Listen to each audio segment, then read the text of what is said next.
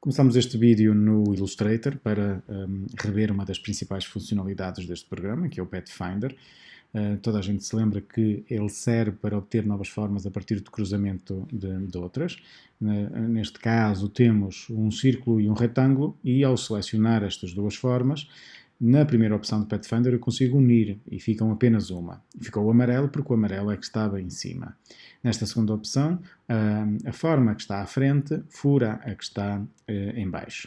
Nesta terceira opção, o que nos sobra é o cruzamento das duas. Neste caso, é esta área aqui de cruzamento entre as duas formas, é o resultado final. Também posso juntar várias formas. Se eu as selecionar todas e, por exemplo, unir, eu passo a ter apenas uma forma. Começava a ser apenas um vetor.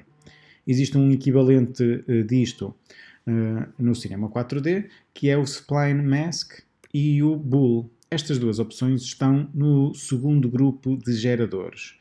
O segundo grupo de geradores tem então estas duas opções, o Bool e o Spline Mask. Vamos começar com o Spline Mask, que é um equivalente ao Pathfinder do Illustrator. Como é que ele funciona? Funciona com objetos vetoriais. O Spline Mask funciona apenas para objetos vetoriais. Vamos então colocar os dois objetos vetoriais, por exemplo, um círculo e pode ser um retângulo.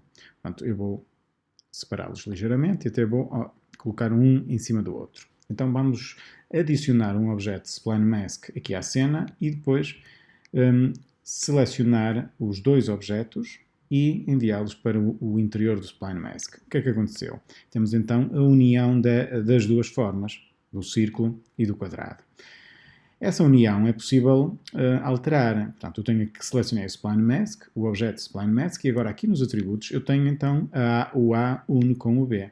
Portanto, o A é o retângulo e o B é o círculo.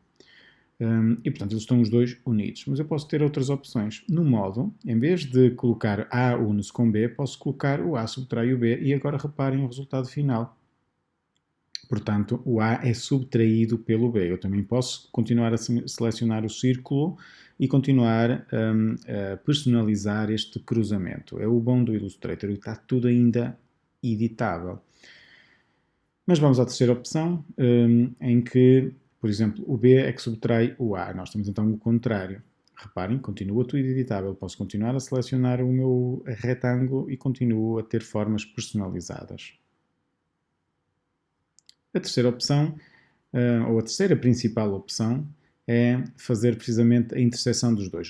Ou seja, o que sobra é o cruzamento dos dois, tal como o Pathfinder. Onde é que isto pode ser particularmente útil? É se eu agora posso, tudo em tempo real e tudo ainda de forma editável, acrescentar um extrude e meter o Spline Mask dentro do extrude. Continua tudo exatamente editável. Eu posso continuar a abrir o meu Spline Mask e mudar um modo de interseção. Por exemplo, o A une com o V, continua tudo editável aqui. Portanto, eu posso ter uma editabilidade máxima. É algo que mais nenhum outro programa faz. Isto, pronto, é de uma forma simples como é que pode funcionar então o Spline Mask. Vamos então ao Bool. O Bool é o ideal para não formas vetoriais, mas para objetos primitivos ou objetos poligonais. Ou então acrescentar dois objetos primitivos. Aqui, pronto, pode ser também um retângulo e pode ser um cilindro. Pronto, eles estão os dois na mesma localização, por isso estão sobrepostos. Eu vou mudar a orientação do meu cilindro para, por exemplo, -Z. E agora vou aumentá-lo. Pronto, cá está. Vamos agora meter então os dois objetos dentro de um bool. Acrescentei um bool à minha cena e agora vou selecionar os dois objetos e metê-los dentro, combiná-los. E agora tenho a primeira opção do bool, que é o A subtrai o B. O A é subtraído pelo B. E pronto, reparem, é isso que está a acontecer.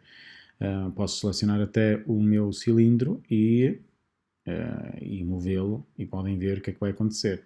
Ele está lá, eu vou agora trazê-lo para aqui. E agora reparem que o cubo fez esta interseção no cilindro. Portanto, as outras opções são parecidas, é um equivalente ao Spline Mask. Seleciono o Bool e agora, em vez de ser o A subtrair o B, vou colocar o A a intersetar com o B. E agora temos exatamente o contrário. Portanto, reparem o que é que está a acontecer aqui. Eu tenho o meu cilindro na mesma e tenho na mesma o meu cubo. Posso selecionar o cubo e só ter partes então do cilindro.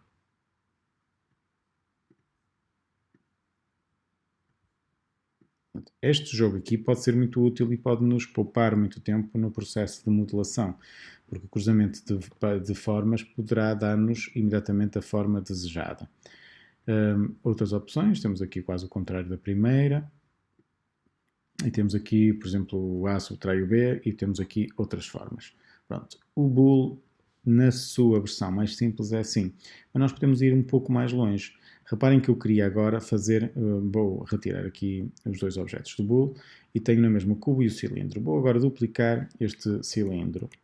Passei a ter dois cilindros. Vou mudar a orientação do segundo cilindro que eu dupliquei. Portanto, temos aqui neste momento, vou só centrá-los.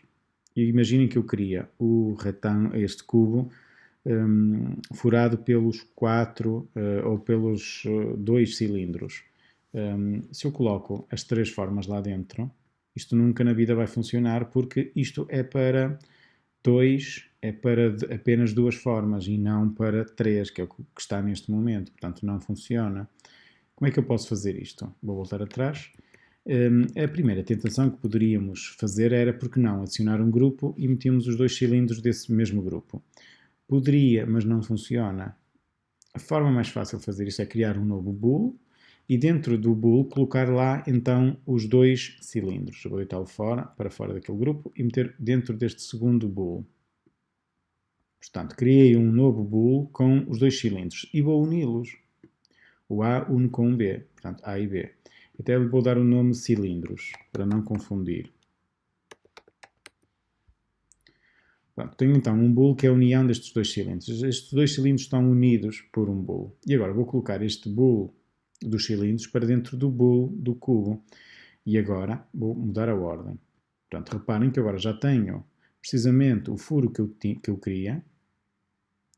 E só foi possível unindo estes 2 cilindros dentro de um bool que os uniu. Portanto, é só para poderem ver onde é que isto pode chegar.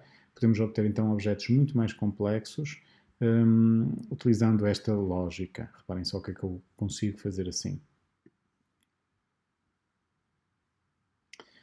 No exercício que eu vos irei marcar, há ocasiões em que eu tenho mesmo que usar estas opções. Não é em muitos locais, mas é, por exemplo, no atrelado que vai unir esta carroça a esta parte frontal do caminhão, em que eu preciso de usar o bool aqui para furar estas 2 formas que estão aqui. Portanto, o exercício é complexo, mas torna-se muito mais fácil de fazer utilizando estas técnicas que vão precisar para a união do outro lado e para esta peça aqui.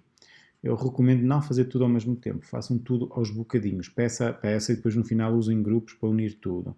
Mas isto aqui é a união, por exemplo, de 2 retângulos e portanto com isso eu consigo ter depois, com a interseção destes 2 retângulos usando um spline mask, inseri-los dentro de um extrude e que por sua vez são depois furados por um cilindro. Portanto, é mais fácil do que parece. O que eu recomendo é prática, prática, prática e muito facilmente vão chegar lá. Pronto, para este vídeo é tudo.